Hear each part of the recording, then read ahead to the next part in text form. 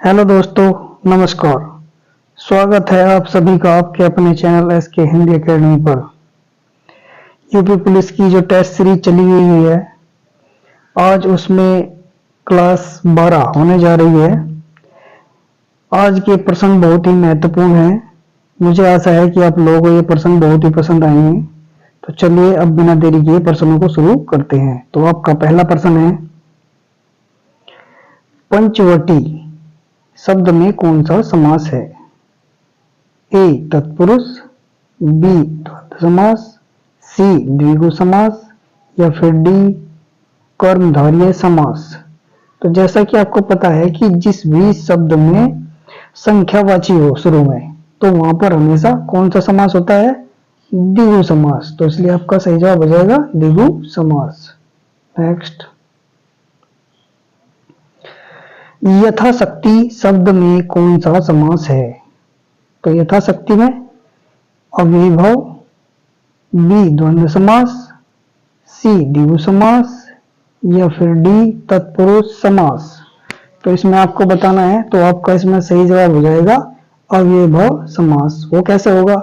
हमने बताया था कि जो भी शब्द दिया गया है, यदि उसमें शब्द के शुरू में उपसर्ग जुड़ा है तो वो हमेशा अव्ययीभाव समास का उदाहरण हो जाएगा। नेक्स्ट, अगला प्रश्न है आपका, भाई बहन शब्द में कौन सा समास है? तो कौन सा समास होगा?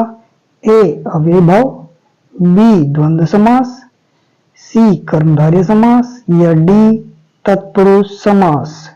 तो जैसा कि आपको दिखाई दे रहा है, ये शब्द दिया है भाई और बहन, यानी कि आपस में क्या है? ये विलोम शब्द है। जहां पर भी विलोम शब्द हो या विरोधी हो, तो वहां पर हमेशा क्या कौन सा समास होता है?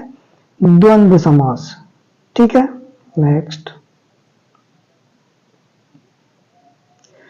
देशभक्ति शब्द में कौन सा समास है? यानी कि देश के लिए भक्ति।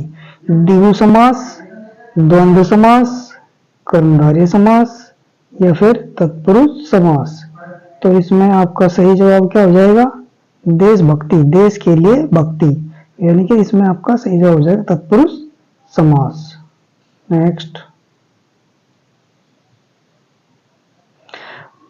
भर पेट में कौन सा समास है?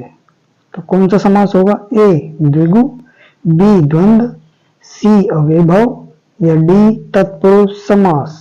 भरपेट, अभी हमने बताया था कि जिस भी शब्द में उपसर्ग लगा हो तो वहां पर कौन सा समास होता है? तो वहां पर होगा अव्ययीभाव। तो आपका सही जवाब हो जाएगा अव्ययीभाव समास। नेक्स्ट,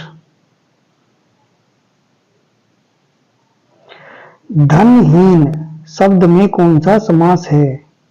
ए द्विगु समास, बी तत्पुरुष समास, सी अव्ययीभाव समास या फिर डी द्वंद्व समास। तो इसमें आपका सही जवाब क्या हो जाएगा? बी तत्पुरुष समास। धन से हीन, यानी कि जिसमें भी कर्ण कारक की विभक्ति पाई जाए वह हमेशा तत्पुरुष समास का उदाहरण हो जाएगा। से क्या है? यहाँ विभक्ति है। नेक्स्ट, दसमुख शब्द में कौन सा समास है? दसमुख यानी कि 10 है जिसके मुख। ए द्विगु समास, बी कर्मधारय बहुब्रीहि समास, सी अव्ययीभाव समास या फिर डी द्वंद्व समास। तो इसमें आपका सही जवाब क्या हो जाएगा? बी बहुब्रीहि समास। तो बहुब्रीहि समास क्यों होगा? 10 मुख, यानी कि जहां पर भी दोनों पदों को मिलाकर कोई अन्य पद प्रधान हो वहां पर बहुब्रीहि समास होता है। तो 10 मुख यानी कि 10 मुख है जिसके अर्थात रावण। तो यहाँ पर कोई अन्य पद प्रधान होने के कारण क्या होगा? बहुब्रीहि समास। नेक्स्ट, सतसई शब्द में कौन सा समास है? सतसई, ए द्विगु, बी बहुब्रीहि, सी अव्ययीभाव या डी द्वंद्व समास। तो इसमें आपका सही जवाब क्या हो जाएगा? द्विगु समास। हमें क्या पता है कि जहां पर भी किसी भी शब्द में संख्यावाची शब्द आ जाए तो वहां पर क्या होगा? द्विगु समास का उदाहरण हो जाएगा। तो इसलिए आपका सही जवाब हो जाएगा सतसई में द्विगु समास। अगला प्रश्न, लंबोदर किस समास का उदाहरण है? ए द्विगु समास का, बी तत्पुरुष समास का, सी बहुव्रीहि समास का, या फिर डी द्वंद्व समास। तो इसमें आपका सही जवाब हो जाएगा बहुव्रीहि समास। अभी हमने बताया था कि जिसमें अन्य पद प्रधान हो वहां पर क्या होता है? बहुव्रीहि समास होता है। लंबोदर, लंबा है उधर जिसका, अर्थात गणेश जी, तो इसलिए आपका बहुव्रीहि समास का हो जाएगा। नेक्स्ट, रौद्र रस का स्थायी भाव है? ए विस्मय, बी क्रोध, सी शोक, डी भय। तो इसमें आपका सही जवाब हो जाएगा रौद्र का स्थायी भाव क्या होता है? क्रोध।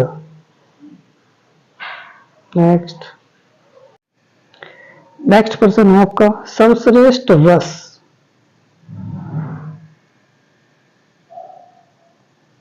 नेक्स्ट क्वेश्चन, सर्वश्रेष्ठ रस किसे माना जाता है? ए रौद्र रस, बी करुण रस, सी वीर रस, या फिर डी श्रृंगार रस। तो इसमें आपका सही जवाब हो जाएगा डी श्रृंगार रस। रस राज भी इसे ही कहा जाता है, रस राज, ठीक है, रस राज श्रृंगार रस को ही कहा जाता है। नेक्स्ट, संचारी भावों की कुल संख्या कितनी होती है? जो संचारी भाव है उनकी कुल संख्या बतानी है, तो कितनी होती है? 12, 33, 9, 36।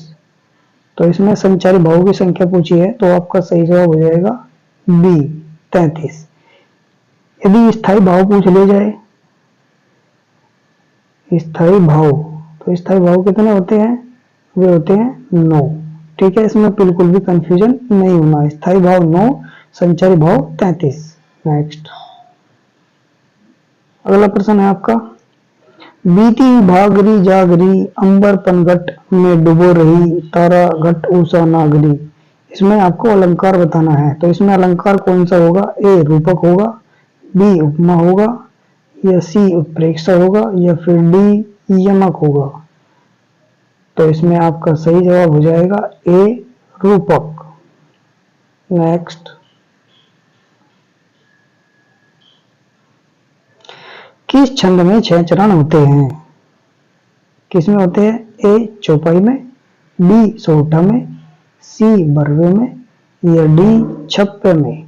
तो इसमें आपका सही जवाब हो जाएगा डी छप्पे में। नेक्स्ट एंड लास्ट, कफन कहानी के लेखक कौन है?